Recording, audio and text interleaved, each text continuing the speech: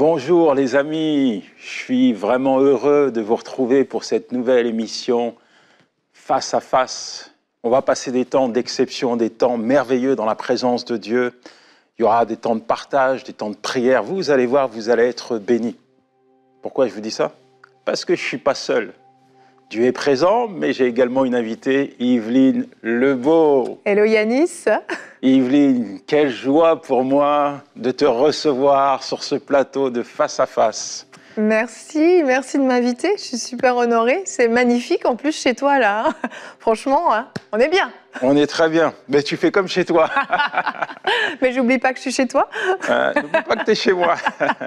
Tu es une épouse épanouie de Michael Lebeau. Oui. Une mère heureuse de Louis et Sophia. Bien. Et puis l'animatrice de cette célèbre émission Bonjour chez vous. Exact. Qui bénit tellement de gens, qui tourne H24 à la maison. T'es mon plus grand fan en fait. Ouais. Je plaisante. Hein. Non. Et je sais que tu regardes les émissions. La petite histoire, c'est que pas plus tard que la semaine dernière, mon épouse était dans la chambre avec moi et j'entendais la télé. Donc il y avait Bonjour chez vous qui passait. Et puis je lui dis, mais pourquoi tu n'as pas éteint la télé dans le salon? Elle me dit, non, mais il y a les chiens, ça les apaise. C'est pour te dire que EMCI, toutes les émissions passent en boucle. Toute la famille élargie est bénie par Bonjour chez vous. Oui, et personne n'a le droit d'éteindre la télé.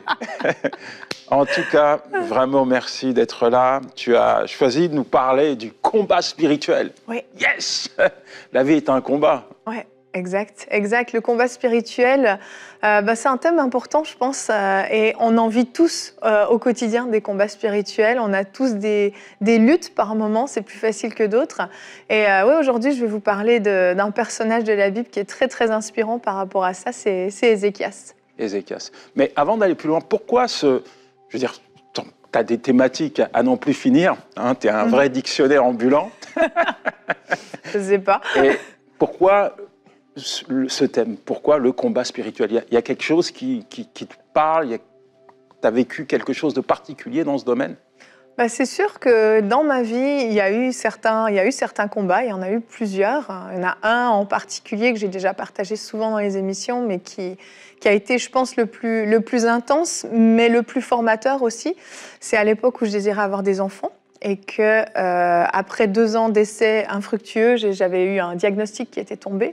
On m'avait clairement dit tu n'auras pas d'enfant sans traitement médical.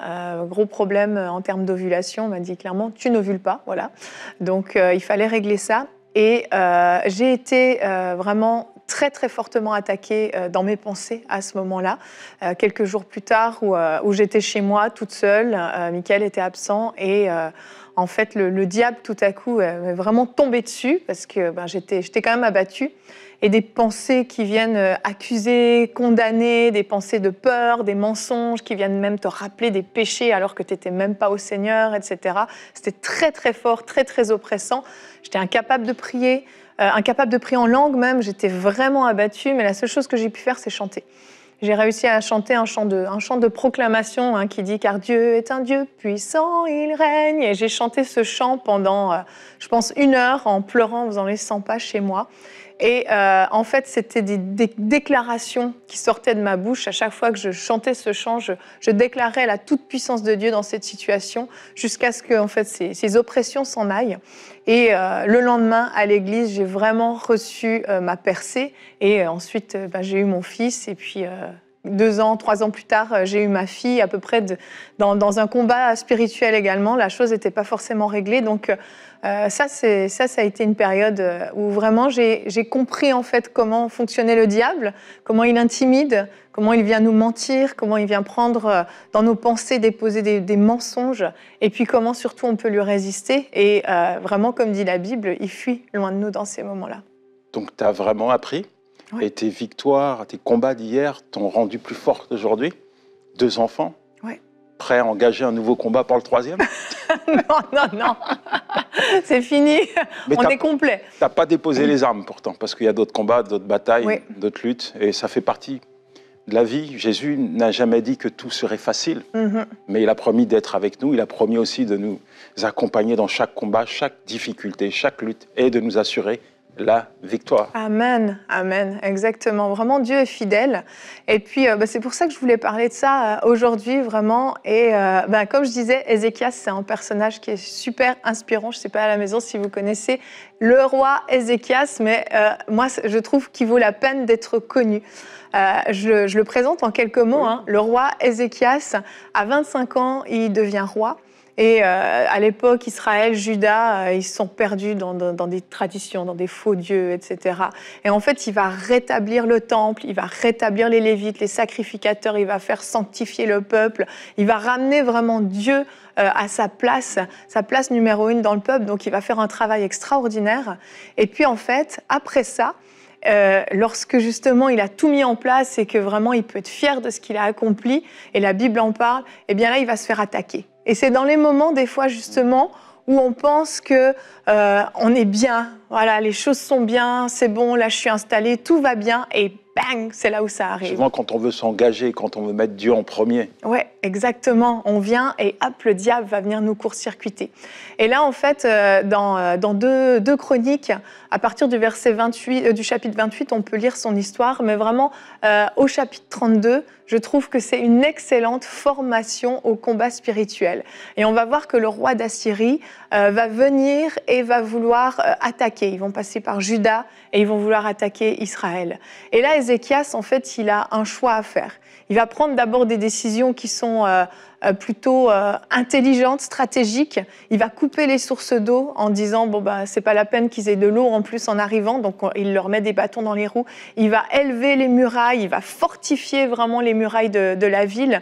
Donc il va vraiment poser des actions pour se préparer en fait, et puis fermer toutes les portes à l'ennemi. À ce moment-là, quand un combat spirituel arrive, si on a des portes ouvertes, l'ennemi va pouvoir s'infiltrer encore plus facilement. Donc il va venir, il va fermer des portes.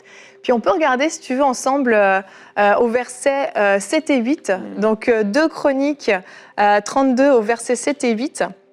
Il va parler ensuite au peuple et à toute son équipe. Il va dire « Soyez forts et prenez courage.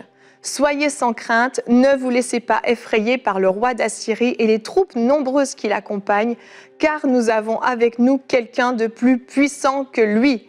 Ce roi n'a avec lui qu'une force humaine, mais nous avons avec nous l'Éternel, notre Dieu. Il viendra à notre secours et il combattra pour nous. » Waouh. C'est fort, hein? Parole rassurante. Vraiment. En fait, ce que fait Ézéchias là, à ce moment-là, c'est un peu ce que j'ai fait moi quand j'ai chanté. En fait, il déclare des paroles de foi. Et je pense que dans le combat spirituel, il y a un moment donné où il faut rentrer dans une phase de déclaration de paroles de foi. Pas des déclarations qui sont superstitieuses ou je ne sais quoi, mais vraiment basées sur la parole de Dieu. Comme l'a fait Ézéchias, il rappelle la suprématie de Dieu. Il rappelle quel Dieu ils servent. Il rappelle au peuple qu'il n'y a pas n'importe qui combat avec eux. Et dans ces moments-là, il faut s'en souvenir parce que justement, on se sent démuni, on se sent perdu, on est effrayé, on est oppressé par moments. Et c'est important d'entrer, je pense, dans une phase où vraiment on va déclarer la toute-puissance de Dieu. Parce que parfois, quand tout va mal, je parle pour moi, mais quand tout va mal, on a tendance à dire les choses qu'on vit, qu'on ressent. Exact. Et on a du mal aussi à prendre de la hauteur.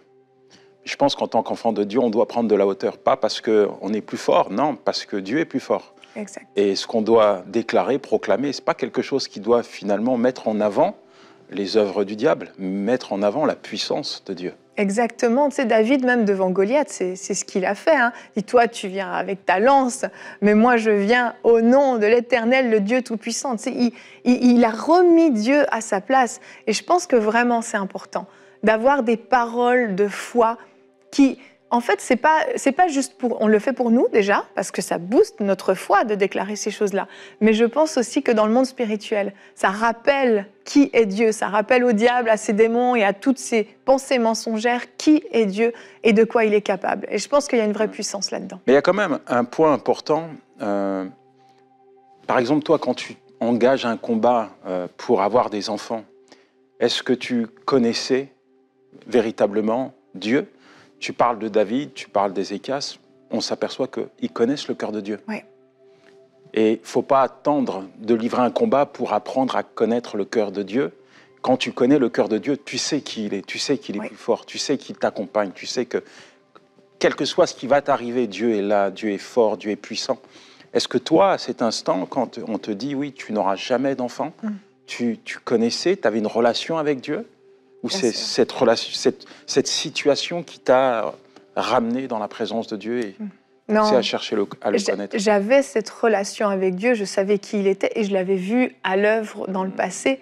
Donc, c'est sûr que comme les David, combats... Oui, l'a vu à l'œuvre. exactement. David l'avait vu à l'œuvre. Il l'avait vu avec l'ours, avec le lion. Il savait de quoi Dieu était capable au travers de lui, c'est clair.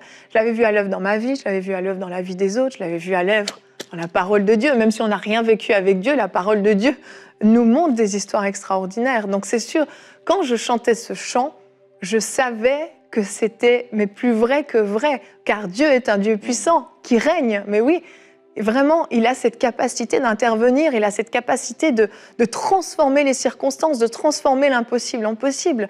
Il est tout puissant en fait. Et si on sait ça, mais il y a qu'une paix qui peut nous envahir en fait. Parfois, il y a des gens, ils ont tendance à oublier leur victoire d'hier. Leur combat d'aujourd'hui les amène à oublier les interventions de Dieu dans leur vie. C'est vrai. Et dans leur passé. Et pourtant, il faut toujours s'en rappeler. Il faut même être plus fort que jamais, plus fort pour affronter un nouveau combat. À chaque fois que Dieu nous donne une victoire, il nous rend plus forts pour affronter un autre combat. Exactement, exact. Mais là où c'est difficile, c'est que dans les moments de combat, le diable, il va utiliser l'intimidation. Il va vouloir nous amener dans la peur, il va vouloir nous amener dans l'intimidation. Et c'est là où nous, on doit résister à la peur.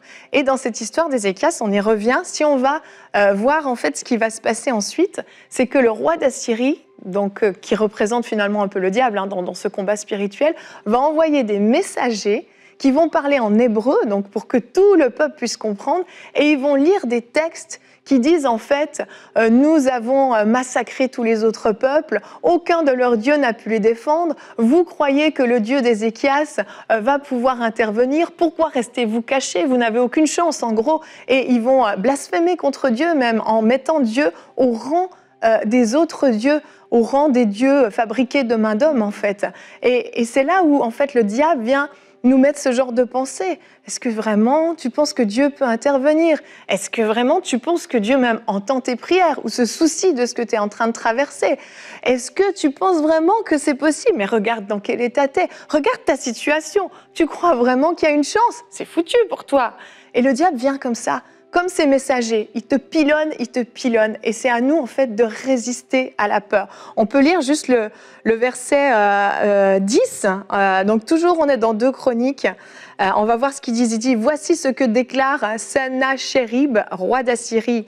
En quoi placez-vous votre confiance pour que vous restiez ainsi enfermés dans la forteresse de Jérusalem ?» Et si on va un peu plus loin, au verset 13, il dit « Leurs dieux, en parlant des autres peuples, leurs dieux ont-ils pu délivrer leur pays de mon emprise ?» Et on continue, verset 15, « Ne vous confiez pas en lui, car aucun dieu d'aucun peuple, ni d'aucun royaume n'a pu délivrer son peuple de moi-même ou de mes ancêtres. Et vos dieux ne vous délivreront pas davantage de mon emprise. » Tu vois comment c'est sournois? Je sais pas, tu as ces pensées qui viennent t'oppresser, t'accabler. C'est le travail du diable, de toute façon, de nous faire peur. Il nous terrorise. Exactement. Mais la peur, c'est un mauvais guide. La peur, c'est un mauvais guide. Tu ne prends jamais une bonne décision quand tu as peur. Tellement. Mais c'est quoi l'antidote de la peur? L'antidote de la peur, alors déjà, tu vas te baser justement, tu vas appuyer ta foi sur la parole de Dieu. Quand tu es dans la peur, justement, tu viens déclarer ces paroles, comme on le disait tout à l'heure, tu viens déclarer la toute-puissance de Dieu, ça vient activer la foi, ça vient faire grandir la foi en toi et la peur diminue. Parce que la peur, en fait, c'est justement lié souvent à du mensonge. Parce qu'en fait, si tu replaces la vérité devant tes yeux, la vérité, c'est que Dieu peut faire toute chose. Il est capable de tout accomplir. Donc, la peur va s'en aller. C'est comme quand on est enfant et on a peur dans le noir. Il suffit d'allumer la lumière et la peur s'en va. Mais en fait, c'est ce qu'on fait avec la parole de Dieu. On allume la lumière de la parole de Dieu et la peur est obligée de s'enfuir parce qu'en fait, la grandeur de Dieu, son amour pour nous, sa miséricorde, sa compassion, sa toute-puissance sont comme une lumière qui vient nous rassurer et qui nous sort en fait de l'oppression du diable. Donc il n'y a rien de mieux que ça. Pour résister à la peur, on fixe nos yeux sur Dieu, sur ce qu'il est capable de faire, sur ce qu'il a fait dans le passé, dans nos vies, ce qu'il a fait dans la vie des autres et ce qu'il va le faire encore. En fait, c'est une histoire de foi, faire résister à la peur. La peur, elle aspire notre foi. La peur, elle nous vole la paix de Dieu. Et finalement, quand on place notre foi en Dieu, on est en paix. Exactement. C'est tellement important d'être en paix. Complètement. Le monde est agité, le monde n'a pas la paix, l'homme n'a pas la paix. Et c'est vrai que lorsqu'on est engagé dans un combat qui est long, parce qu'il faut le dire, il y a des combats qui sont pénibles, qui sont usants, qui sont fatigants. Complètement. Et on ne peut pas tous les jours, du matin au soir, se lever et dire tout va bien. Des fois, ça ne va pas, parce qu'on est des hommes fragiles. Mais c'est vraiment important d'être en paix avec Dieu. Amen, amen. Vraiment important. Et le dernier point que je veux apporter, c'est aussi simple que ça, c'est crois seulement. C'est ce que Jésus a dit à Jairus. Mais je crois vraiment que justement la foi va faire toute la différence. Et dans notre histoire, Ézéchias, après avoir fortifié ses murailles, coupé les sources d'eau, déclaré ses paroles de foi, fortifié le peuple, eh bien qu'est-ce qu'il va faire? Il va aller avec Ésaïe et ils vont prier. Et le combat spirituel va se passer beaucoup sur les genoux.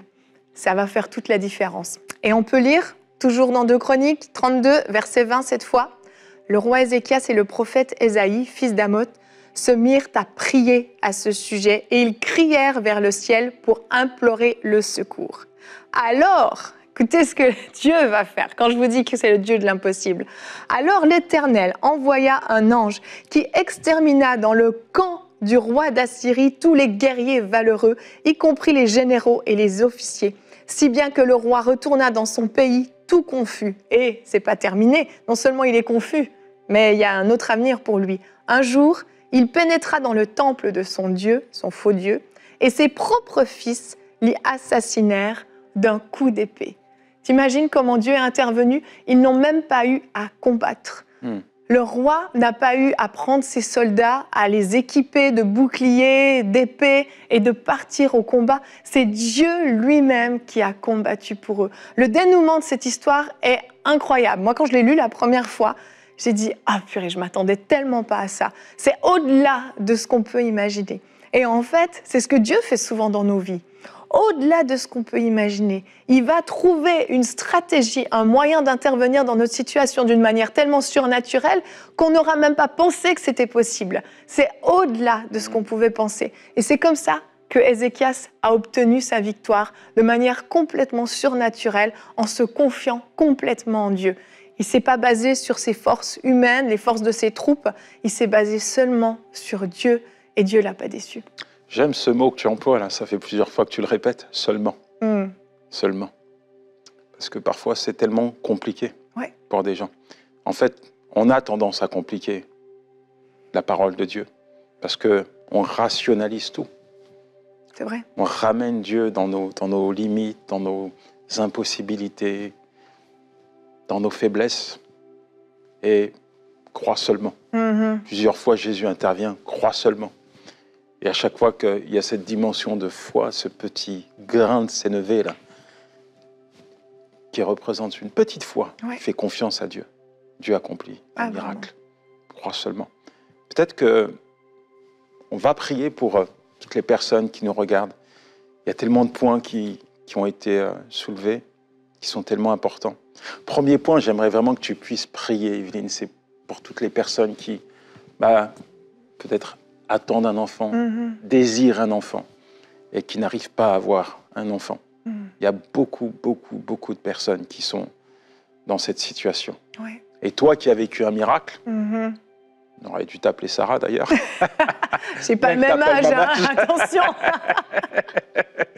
Mais je te souhaite un jour d'avoir un siècle. Et puis que ton mari aussi. Non, mais elle a expérimenté un miracle, tu as expérimenté un miracle, d'autres ont expérimenté des miracles. Et parfois, les gens pensent que les miracles sont réservés à une élite, mais non. Dieu ne fait pas de favoritisme. Amen. Je crois qu'au travers de la prière que tu vas adresser, pour toutes les personnes qui nous regardent, ces couples, ces femmes, Dieu peut agir. Amen. Est-ce que tu peux prier pour ça? Bien sûr, bien sûr. Vraiment, à la maison, je vais vous encourager à pas vous attendre à moi, mais à vous attendre vraiment à Dieu et à vous-même vous saisir, en fait, par des déclarations de votre bouche, à vous saisir de ce que Dieu a pour vous. Et je crois que oui, ce que Dieu a fait dans ma vie, il m'a donné 2 enfants sans aucune médication, je crois qu'il peut le faire aussi dans votre vie. Alors, on va prier. Alléluia, Seigneur Dieu. Tu es tellement puissant, Seigneur, qu'il est bon de se souvenir de tout ce que tu fais, de tout ce que tu as accompli, Père. Oui, tu es tout puissant, je ne le dirai jamais assez. Seigneur, tu es intervenu dans ma vie, dans les moments difficiles, Seigneur, dans les moments où le diable m'avait jeté à terre et me rouait de coups. Mais toi, Seigneur, tu t'es levé pour moi, tu es intervenu parce que tu es fidèle. Et tu n'es pas fidèle qu'envers moi, tu es fidèle envers chacun de tes enfants. Alors Père, je veux déclarer, par l'autorité que tu m'as donnée, je veux déclarer la fertilité dans la vie des hommes et des femmes qui m'écoutent au nom de Jésus. Oui, vos entrailles sont fertiles, mesdames, au nom puissant de Jésus. Messieurs, vous êtes féconds au nom de Jésus. Seigneur, merci. Merci parce que tu relèves un homme, tu relèves une femme dans des combats difficiles. Vraiment, certains d'entre vous, j'ai vraiment à cœur, ça fait 4 ans que vous attendez. Ça fait 4 ans, 4 longues années que vous attendez. Et je crois de tout mon cœur que Dieu intervient aujourd'hui même. Aujourd'hui même. Et vraiment, je veux accorder ma foi à la vôtre pour dire que c'est le jour de votre miracle. C'est le jour de votre miracle. Oui, je parle aux ovaires. Les ovaires sont féconds, sont fertiles au nom de Jésus. Je me dresse contre les fausses couches au nom puissant de Jésus. Merci Seigneur parce que tu gardes cet embryon. Tu gardes ce petit être dans l'utérus de sa maman. Alléluia. Merci Seigneur. Merci. Merci pour ta main puissante qui agit maintenant sur les corps. Et Père, je te prie aussi de venir guérir les cœurs meurtris, ceux qui sont tombés dans le découragement, ceux qui n'y croient plus parce que ça fait trop longtemps. Seigneur, fais encore jaillir une source d'eau vive en eux, une source de foi en eux, pour qu'ils croient encore dans ce miracle que tu peux accomplir. Merci Seigneur pour ton intervention divine. Seigneur, nous voulons prier également pour toutes les personnes qui livrent un combat actuellement. Toutes ces personnes qui sont fermées dans la peur, qui sont terrorisées par le malin. Nous voulons prier, Seigneur, nous voulons ordonner à Satan d'enlever ses mains sales. Nous voulons ordonner à Satan de quitter leurs pensées dans le puissant nom de Jésus. Merci, mon Dieu, parce que tu poses ta main sur chacun de tes enfants. Merci, mon Dieu, mon roi, parce que tu viens booster, Seigneur, leur foi. Seigneur, comme Ézéchias, qu'ils puissent se lever, qu'ils puissent prendre position. Amen. Qu'ils puissent, Seigneur, déclarer, proclamer, Seigneur, ta parole et ta parole seule.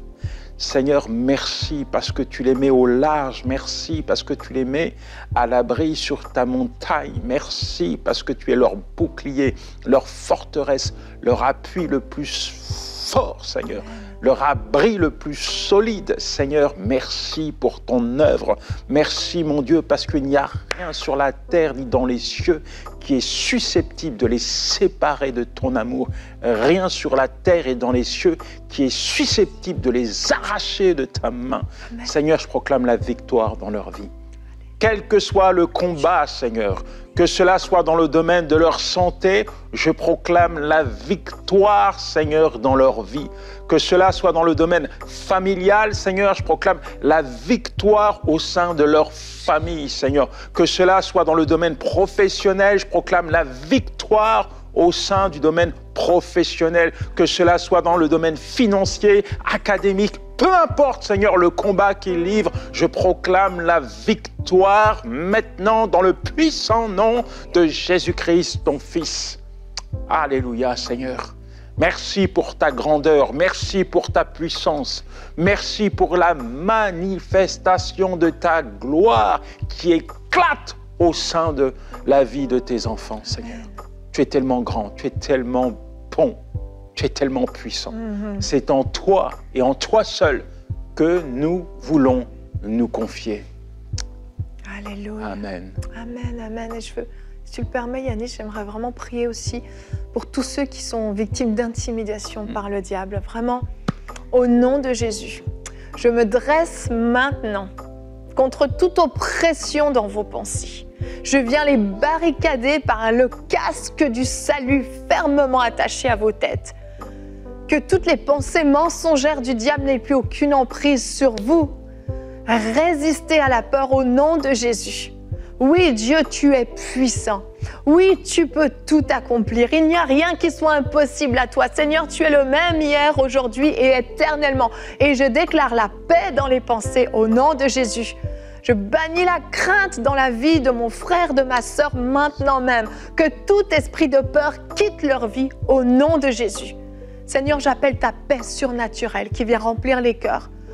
Les oppressions cessent et ta paix prend place maintenant même. Merci Seigneur pour ta paix surnaturelle. Merci. Alléluia. Merci Seigneur. Merci.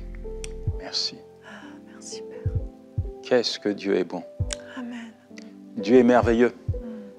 Il parle tantôt d'une manière, tantôt d'une autre. Mais quand il parle, c'est ton cœur qui est touché, bouleversé et ta vie qui est changée à tout jamais.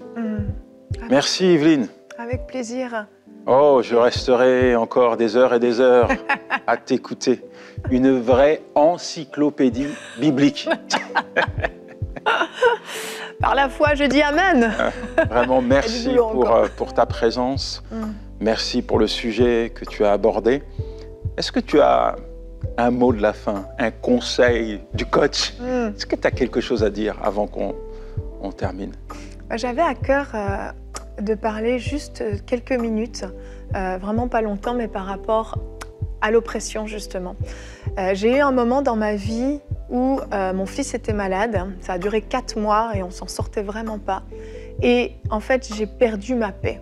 Et j'ai réalisé, une fois que je l'avais perdue et que je l'ai retrouvée surtout, combien cette paix était précieuse.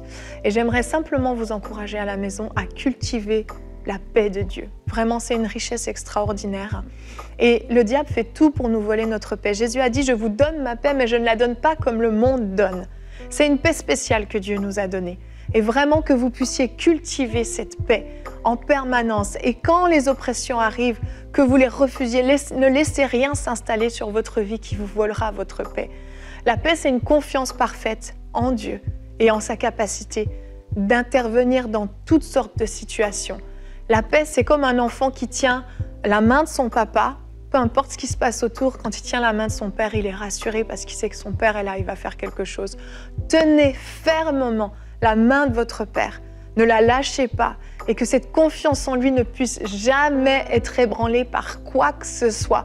Vraiment cultiver cette paix, c'est une richesse extraordinaire, c'est un cadeau. Le monde ne peut pas goûter à cette paix, mais nous y avons accès. Donc vraiment, gardez-la, cultivez-la, nourrissez-la. Voilà Yanis. Merci. Merci à toi. Restez en paix, parce que votre Papa Céleste veille sur vous et tous les jours de votre vie, il sera à votre côté.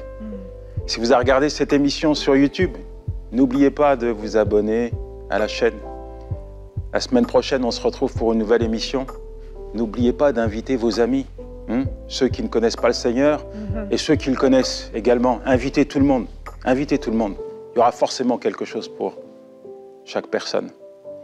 Et n'oubliez pas de nous envoyer votre témoignage. Tellement important d'entendre ce que Dieu fait dans chaque vie. Que Dieu vous bénisse. Ciao.